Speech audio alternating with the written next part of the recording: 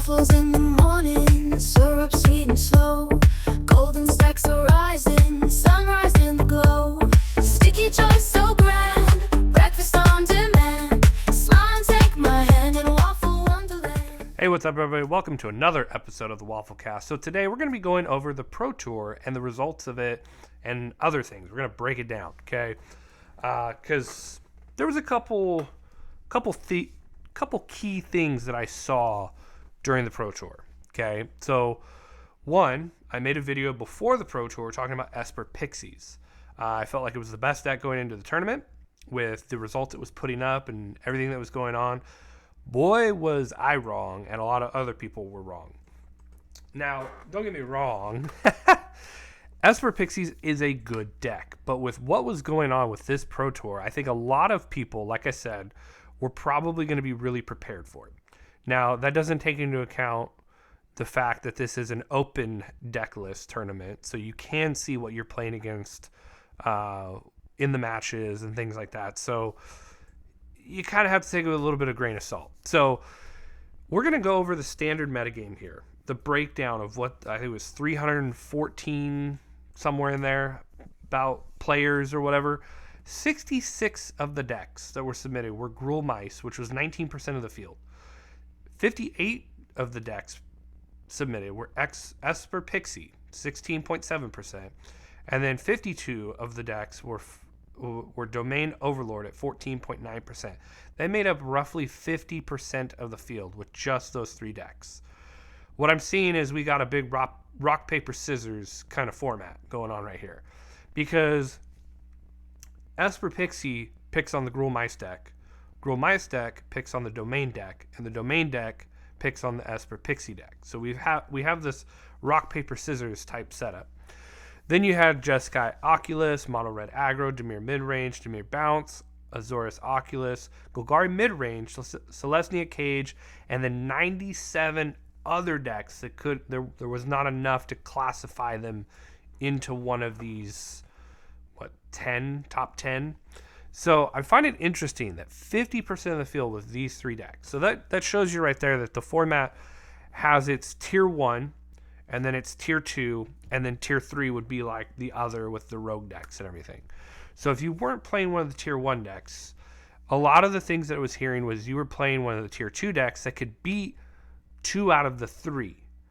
And basically I think they were rolling the dice to hope that they could beat that it was just mainly Pixies and Mice and no Domain, or Domain and Pixie, or whatever. That was the one Golgari deck we're going to talk about wanted to dodge Domain, but it beat up Pixie and Gruul altogether. So they were really hoping that a lot of people were running Pixie and run into the Mice decks as well. So with that, we're going to get into win rates, right? So the win rates for the standard metagame, it was Gruul Mice had the highest at 50%. Then you had Esper Pixie at 48%. And Domain Overlords at 55.9%. So out of the top three decks, Domain had the highest win rate. It had the lowest deck count, apparently, which I don't remember that being. But anyways. And then Jeskai was up to 52.7. Mono Red was at 56.5. Dimir Midrange had a 25.9% win rate. They were even talking about it's really hard to get that low in a win rate. Yeah, that seems pretty terrible. And that was one of the better decks last in the World Championship, I believe. I even talked about Dimir Midrange. Dimir Bounce was 45%, Azorius Oculus 49%. So as you get down into the tier 2s, it was lower win rates. Except for Mono Red and Jeskai. Honestly, Mono Red and Gruul kind of play very similar, so I would just kind of, one has a little bit more reach than the other with the burn spells. But yeah, that's what you're looking at for win rate. So Domain Overlords, 55%, second highest win rate out of all the decks versus Mono Red. Mono Red was beaten up on Domain, so that's probably where a lot of those win rates came in. So I think if Mono Red's win rate, try to say that 3 times fast, was a little bit lower, I think you would see Domain's a little bit higher. All right, so let's jump into some of these decks, right? We have 6 decks we're going to look at really quickly. I'm not going to go into too much detail about them. I will do some deck techs on 1 or 2 of them. Mainly, we're going to do a deck tech on the winning deck, obviously, and then I think I'm going to pick one of these, probably this deck right here, the Golgari Graveyard deck. This was a very interesting deck. I couldn't find the guy who got into top 8 a picture like this of his. I like to get these pictures, so it's a little bit. It looks a little bit better in my opinion. For some reason, my screenshot thing was a little off, so yeah, that's why the bottom lands are cut off. But anyways, Golgari Graveyard. It basically was just filling the graveyard as fast as it could, utilizing up the beanstalk for some of these high value, these creatures that got costed lower, like when you impend a Baelmar, or you cast one of these top tier reduced by how many creatures are in your graveyard type creatures. It gave you extra cards by casting these things, including Overwhelming Remorse was another card. Souls of the Lost was a cool addition they said they found late to really battle some of these decks and put out a really big body. But this was a very interesting deck. I liked how it utilized the graveyard. It's very easily hated out with a Rest in Peace and a couple other cards. So reminds me a lot of when people play like Living In and things like that. It gets hated out pretty easily because it is a graveyard strategy. But it was an interesting deck nonetheless. It made top 8. It was one of the different decks that made top 8 besides the 3 Domain Overlords that got into top 8. All right, so this was the 1-8 matchup, which was Mono Red versus Matt Nass Domain. Mono Red was heavily favored to win this matchup, and then Matt Nass pulled it out. But basically, it's just pedal to the metal, try to burn your opponent out as fast as possible. Very basic list, This is what it looks like if you want to play it. No real explanation needed. Just play your stuff, kill them as fast as possible. Then we go to Lucas DeChow. He was one of the top 8 competitors here that ended up with Gruul Leyline. Now, this was classified in the other, but I would put this in with Gruul Mice because it's fairly similar. There's a little bit of differences here and there, but I think it still fits into the Gruul mouse situation. Basically, you're hoping to drop a Leyline turn 0 and then run out a bunch of good creatures to. I think it's like turn 2 Cacophony Scamp somebody. If you've got the right draw with Leyline out, you can just tack, pump, sacrifice. You sacrifice him, and then when he dies, he deals the damage as well. So it's just like a turn 2 kill if you get the draw. Didn't see it in top 8. He didn't do it, but, it is what it is. It is a very glass cannon for that combo, but it plays very similar to Gruul Mice with the ability to, pump spells. Then we get into Yuchen Liu. He was the dedicated Gruul Mice, so you can actually see the difference here. It plays the Paw Patch, it plays the Questing Druid, it plays the Innkeeper's Talent, things like that. And it is playing more mid-rangey and trying to just put creatures out there, get some sustained damage going and keep it up, and then eventually just burn you out or kill you with a Monstrous Rage or Wish Shocker Fury on a Nemesis or something of those effects to really just drive home that damage. We've seen this list before, fairly simple. He was playing this, I believe, the last Pro Tour in the World Championship, I believe. So I don't really think there's anything new from Aether Drift in here. So yeah, pretty similar list to the last time probably. He may have added like the Obliterating Bolt, but all right. Then we get into Kenta Harain. I don't know. Terrible at pronouncing things. Sorry if I butcher your name. But he played Jeskai Oculus, which is an evolution of Azorius Oculus. Basically, they added Fear of Missing Out, Torch the Tower, Bitter Reunion, and Entei to really add that red element to give some more reach, give some more draw power. And then Scholar was an addition to this deck too, cutting Haughty Djinn and putting Scholar in. Scholar really helps with being able to discard the Oculus, draw some more cards, have a flying vigilance guy to apply some pressure, things like that. But the real cards we see that are from Aether Drift are Spell Pierce and Bounce Off, which, seems okay to me. I mean, it's your Oculus shell with a little bit of red mixed in. This was one of the decks that made it into the semifinals. There was 3 domain decks, and actually no, this did not make semifinals. I'm sorry.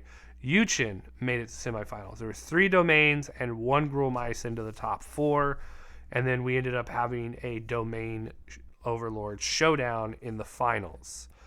So here we are, Matt Nass. First of all, congratulations to Matt Nass. I've played against him multiple times. I'm sure he has no idea who I am. Probably doesn't even remember. But when I used to do the GP circuit, I felt like I was always seeing his name in the top 8, which he was always in the top 8. Played against him a lot of times at Channel Fireball, for Pro Tour qualifiers, all kinds of different things. Dude's super brilliant, really good Magic player. Kudos to him for finally getting a Pro Tour trophy. So I just wanted to say that. Congratulations, Matt. But here's his list. So Domain Overlords, pretty stock list, except for he was main boarding Temporary Lockdowns, which proved pretty crucial in a lot of matchups. I watched a lot of the Pro Tour. I watched pretty much almost every single match they showed on the live feed. I didn't get to watch any random matches because I wasn't there, but I watched literally the entire coverage. Watched the finals between him and James. Again, kudos to James too. First Pro Tour, making it to the finals of his first Pro Tour. Like, dude, hats off. Crazy. But yeah, Matt just overpowered him and hit him for like 54 damage in one turn in the final game. That was insane. But yeah, so here's the list. Pretty stock. Playing the Overlords, playing Xur to animate them, or your Leyline bindings or whatever. Getting that Everywhere token, making your Leyline bindings basically costing 1. You got your sweepers. Ride's End is like the huge addition to this deck. Being able to exile a tapped creature and draw a card off Beanstalk. Like, we're going to talk about in a second what I feel about where Standard needs to go. But this deck with the Verges, the new Verge, and Ride's End coming in, really solidifying and making this deck solid. As far as like the mana curve, the draw, everything. So what I feel... Now, I talked about Esper Pixies, right? And I talked about how that deck became a nuisance, and we saw a lot of them in the top 8. You could see Storm Chaser's talent and or this talent ain't big enough getting banned, right? Or something happening to that deck. I think we might see something happen with Domain Overlords. I think Up the Beanstalk is definitely a card that's on the chopping block. Not just because of Domain Overlords, but there was many decks that were like the Golgari Graveyard deck utilizing Up the Beanstalks. And if you watched any of the top 8 coverage of these domain decks, Up the Beanstalk was the number one reason why these decks were able to overcome deficits.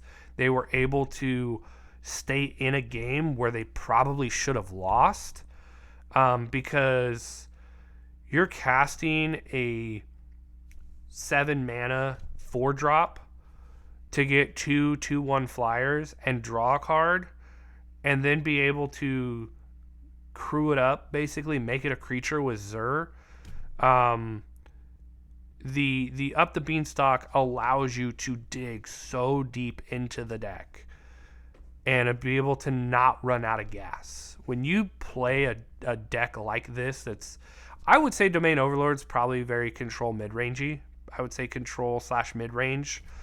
When you play a deck like that, you have to have card advantage. And Up the Beanstalk is insurmountable card advantage. You probably, if you watch the matchups, Matt Nass and James fought over their Up the Beanstalks. Each player was trying to kill the other player's Up the Beanstalk because that card is so crucial in the matchups. The second problem I see is, why were the Overlords not made legendary? The first part I'm seeing with this, right, is you have such a huge impact to the board with some of these creatures, right? Why are they not legendary? In my opinion, one, it was a flavor fail, and two, it's a design fail, because you're creating this impending doom that's coming. It should have been something that was legendary, not, oh, there's 7 or 8 of the same Overlord coming to attack you, and that's the flavor fail in my opinion. There's one Overlord per color in the rooms of this house for Duskmourn. Okay? They should have been made legendary to keep things like what happened in the finals from happening. You're either going to play one, and regardless if it's impended or not, when you play the second one, you have to sacrifice one. You can only have one at a time. And I think that would have really limited the power of this deck to begin with. And then I don't think we have Up the Beanstalk become such an issue. But because you can cast multiples of these, have them all sitting there, then be able to crew them all up with Zer's ability. And I say crew, I know they're not vehicles, but you understand what I'm saying. You turn them into creatures based on their mana. Now you're turning these impending disasters. Excuse me, I'm still getting over a cold. You're turning these things into big beat sticks for little mana. Like this deck is a problem. And I think Wizards will address something with this deck, because moving forward, you do have your 3-headed giant of Pixies, Gruul Mice, and Overlords, but I think out of the 3, Overlords is just the best deck.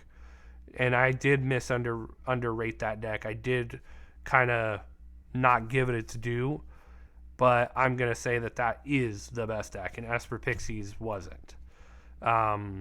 So I think Wizards definitely needs to look at some things and evaluate what cards that there may possibly need to be a ban on. Now, then again, I could be wrong.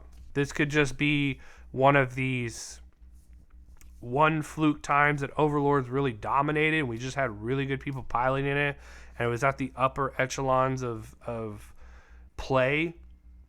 And if you look at, going into an F&M or an RCQ or whatever, maybe it's not as oppressive because it's not an open deck list. I don't know. But I think Wizards does need to look at this very carefully and see what kind of data is coming out. So that's my takes on the Pro Tour. I honestly thought it was going to be really boring. I'm not going to lie. I thought this Pro Tour was going to be kind of a snooze fest. Actually turned out to be pretty good. The draft portion wasn't too bad, and the standard portion was actually really fun to watch. So do I think standard is healthy right now? I think it's in a good point. I don't think it's in the best it can be. I think it's in a really good spot with some tweaks. And maybe some, like the Golgari deck or some other decks, start to kind of become a little bit more popular, get a little bit better. Like I do have some caveats for this Golgari deck. I've kind of built it and kind of been playing around with it and made some changes to what I think it should do versus what they did. But then again, I'm just taking their idea. I think it's a really good deck. So, but anyways, those are my thoughts on the Pro Tour. That's what I think about what happened and what's going on with Standard and what could possibly happen moving forward. But with that, I'm going to leave you guys like I always leave you. I hope you guys have a wonderful day. And as always, stay syrupy, my friends. Waffles in the morning, syrup sweet and slow. Golden stacks are rising, sunrise.